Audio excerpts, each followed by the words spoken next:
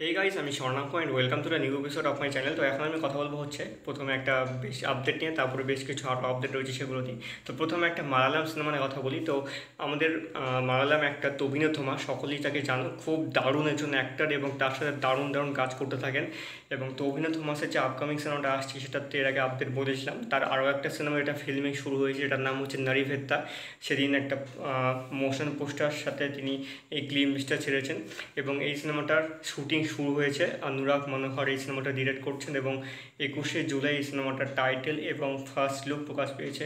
তোমরা যারা যারা দেখছো তাদের কেমন লেগেছে অবশ্যই কমেন্টে জানাতে পারো।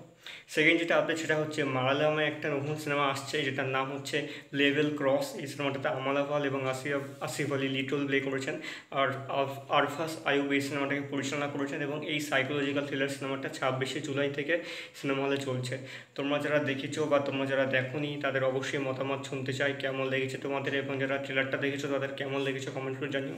আমার তো পোস্টার সহ ট্রেলার দারুণ লেগেছিলো, আমি তো খুব এক্সাইটেড সিনেমাটা দেখার জন্য। দেখা যাক কবে ওটিটিতে আসে এবং কবে দেখতে পাই সিনেমাটা। এটা ছিল সেকেন্ড আপডেট। থার্ড আপডেট হচ্ছে পাঞ্জাবি সিনেমা যেটার নাম হচ্ছে কুড়ি হরেন্দ্রি ভালদি। এই সিনেমাটা রিলিজ করেছিল হচ্ছে 14ই জুন। সেটা একটা ব্লকবাস্টার হয়েছে। আমি ভার্ক এবং সোনাম বাজওয়ার একটা রোমান্টিক কমেডি ড্রামা সিনেমা ছিল। এই সিনেমাটা অবশেষে পাকিস্তানে রিলিজ হচ্ছে 26শে জুলাই থেকে। দেখা যাক পাকিস্তানে কেমন এই সিনেমাটা অডিয়েন্স পায়। তো এই ছিল আজকের ভিডিও। তোমাদের কেমন লেগেছে কমেন্ট করে জানিও। আর আমার এই ভিডিওটা ভালো লেগে থাকলে অবশ্যই চ্যানেলটিকে সাবস্ক্রাইব করতে একদম ভুলবে না।